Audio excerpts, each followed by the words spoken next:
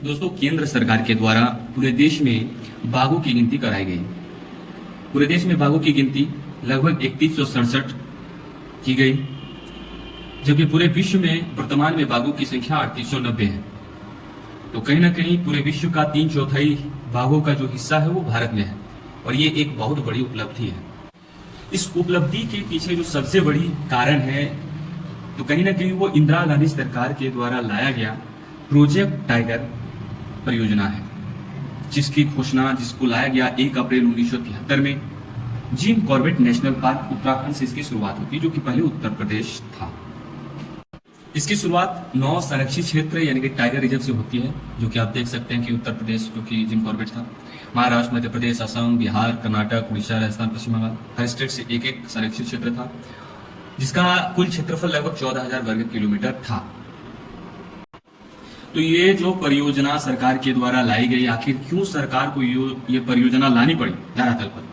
तो इसके पीछे सबसे प्रमुख कारण है कि जब हमारा देश आजाद हुआ 1947 में, तो बाघों की जो जनसंख्या थी वो करीब 40,000 थी, और जब 1972 में बाघों की गिनती कराया गया तो ये संख्या घटकर 1800 में आ गई थी। यानी सोच सकते हैं कितनी कमी बाघों की जनसंख्या में देखने को मिली थी। फिर सरकार के द्वारा 1972 में वन्य जीव संरक्षण अधिनियम लाया गया, और जस्ट उसके 1 साल बाद ही 1973 में केंद्र सरकार के द्वारा टाइगर प्रोजेक्ट को लॉन्च किया गया। तो अभी जो वर्तमान में बाघों की संख्या वो 3167 है, और बाघों की पूरी संख्या पूरा विश्व में जो है वो 3890 है, यानी कि कहीं ना कहीं 3/4 हिस्सा है, जैसा मैंने कहा। और पूरे विश्व में 13 ऐसे देश हैं जहां वर्तमान में बाघ मिलते हैं, बाघ पाया जाता है। उसमें भी 3 ऐसे देश हैं 13 में जहां कई समय कुछ समय से, कई दशकों से कहा जा सकता है कि बाघ देखने को नहीं मिला है। दोस्तों, जो बाघों की गिनती का तरीका है वो विश्व में कहीं नहीं मिलता है, भारत में जैसा है। तो पंजों के निशान के थ्रू भारत में बाघों की गिनती की जाती है, यानी कि जो पंजों के निशान है उसको ट्रैक किया जाता है, और एक स्पेशल सॉफ्टवेयर के थ्रू इसकी पहचान की जाती है और इसकी गिनती की जाती है। लेकिन ये बहुत ही थोड़ा खामियां रह जाती है इसमें। बरसात के दिनों में ये मिट जाते हैं, या फिर मानवीय गतिविधि के कारण, या विभिन्न ऐसे कुछ कारण है जिसके कारण इसमें दिक्कत आती है। तो ये देख सकते हैं आप किस तरह से बाघों के पंजों को सॉफ्टवेयर के थ्रू गिनती किया जाता है, इसकी पहचान की जाती है। या देख सकते हैं कि 2 पंजे का निशान है यहाँ पर, और ये थोड़े हल्के डीप है, तो यानी कि छोटी सी बरसात, थोड़ी सी पानी के चलते ये बर्बाद हो सकते हैं।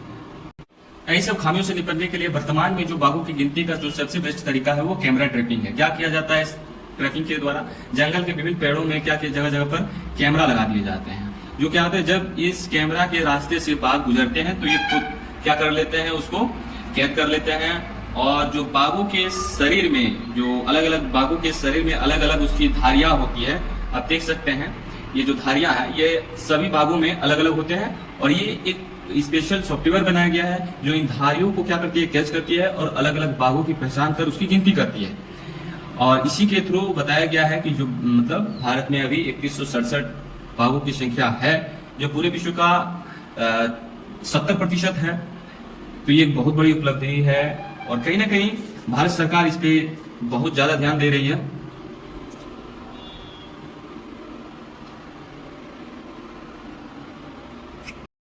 सरकार के द्वारा हाल ही में इंटरनेशनल बिग कैट अलायंस की शुरुआत की गई है, जो बाघ के अलावा ऐसे 6 पशुओं जैसे चीता, तेंदुआ को बचाने का प्रयास सरकार करेगी। आधुनिक समय में जब विश्व की सरकारें विकास की तीव्र गति को पाने की कोशिश कर रही है, परिणाम स्वरूप क्या होता है कि वनों की अंधाधुंध कटाई होती है, इनके निवास स्थान को कम कर रही है। अब वहीं भारत सरकार क्या करे कि विकास और पर्यावरण को एक दूसरे का हमरा मानकर चल रही है। देखिए, जो राजाजी नेशनल पार्क में आप देख सकते हैं कि जो चीला मोतीचूर गलियारा है, वहाँ 3 ऐसे फ्लाईओवर बनाए गए हैं ताकि मानवीय और जो इनकी गतिविधि है वो प्रभावित ना हो। विशेष ध्यान दिया गया है भारत सरकार के द्वारा पर्यावरण पर।